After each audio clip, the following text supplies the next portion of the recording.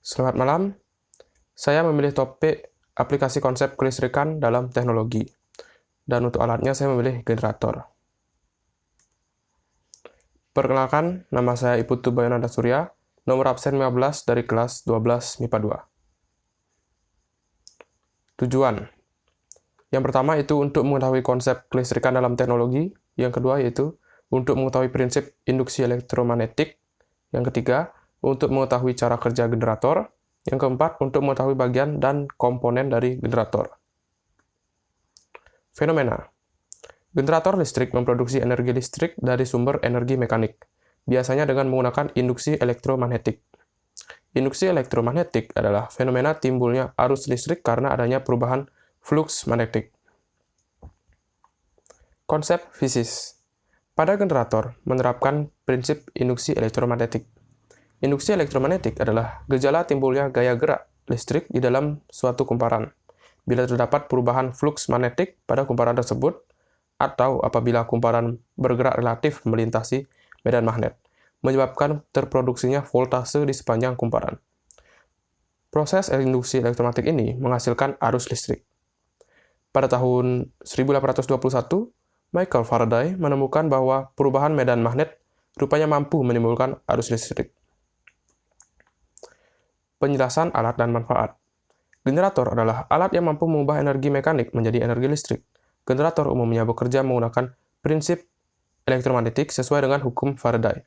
Terdapat dua jenis generator, yaitu generator arus searah, yaitu DC atau dinamo, dan generator arus bolak-balik AC atau alternator.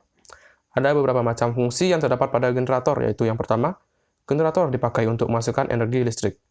Yang kedua, pada kendaraan, generator lebih disebut sebagai alternator karena menghasilkan arus bolak-balik atau AC yang sumbernya berasal dari putaran mesin itu tersendiri.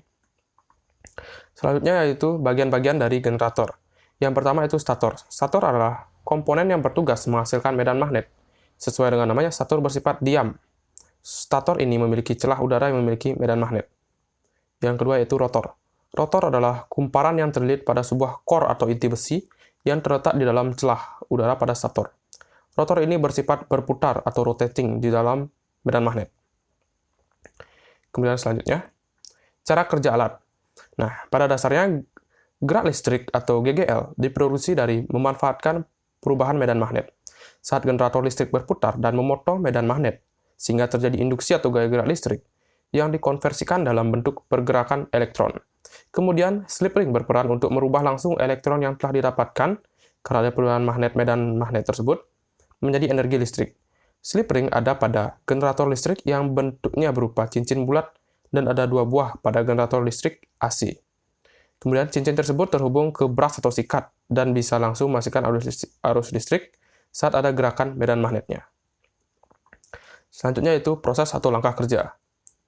Nah, generator bekerja dengan memanfaatkan putaran dari shaft yang terhubung ke rotor. Saat ada energi yang memutar rotor, disitulah terjadi perpotongan garis gaya magnet terhadap kumparan, sehingga akan terbentuk beda potensial di antara dua kutub kumparan. Kemudian, slip ring berperan untuk merubah elektron yang telah didapatkan itu menjadi energi listrik.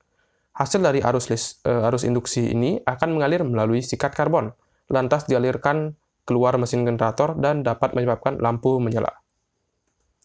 Selanjutnya, data. Di sini saya menggunakan 3 variabel. Nah, yang pertama itu RPM, kecepatan putar dari rotor, kemudian jumlah kumparan, yang ketiga yaitu besar area kumparan.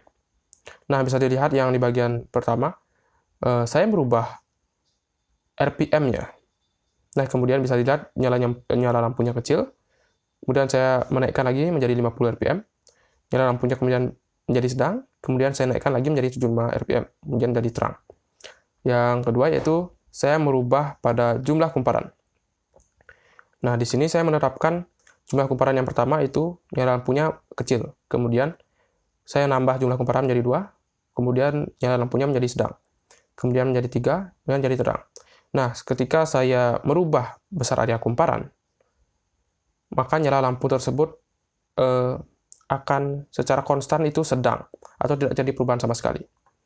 Nah, hasil analisis data. Dari data di atas, hasilnya adalah Hal yang paling mempengaruhi nyala lampu adalah RPM atau kecepatan putaran rotor dan jumlah kumparan. Generator bekerja dengan prinsip dasar induksi elektromagnetik yang dihasilkan oleh stator dan rotor. Saat generator diputar pada sumbunya, maka generator tersebut akan menghasilkan listrik sebanding dengan kecepatan putaran. Semakin cepat putaran yang terjadi dalam mesin generator, semakin besar juga voltase yang dihasilkan oleh mesin tersebut. Selanjutnya itu kesimpulan. Kita dapat mengetahui bahwa listrik dapat tercipta dari terbentuknya beda potensial di antara dua kutub kumparan atau bila terdapat perubahan flux magnetik pada kumparan tersebut, yang bisa disebut dengan prinsip induksi elektromagnetik. Generator umumnya bekerja menggunakan prinsip elektromagnetik sesuai dengan hukum Faraday. Ada dua komponen utama dalam generator yang berperan penting dalam menghasilkan listrik. Kedua komponen itu adalah stator komponen, generator yang menghasilkan medan magnet, dan rotor yang merupakan komponen berputar berisi kumparan. Sekian dari penjelasan saya. Terima kasih.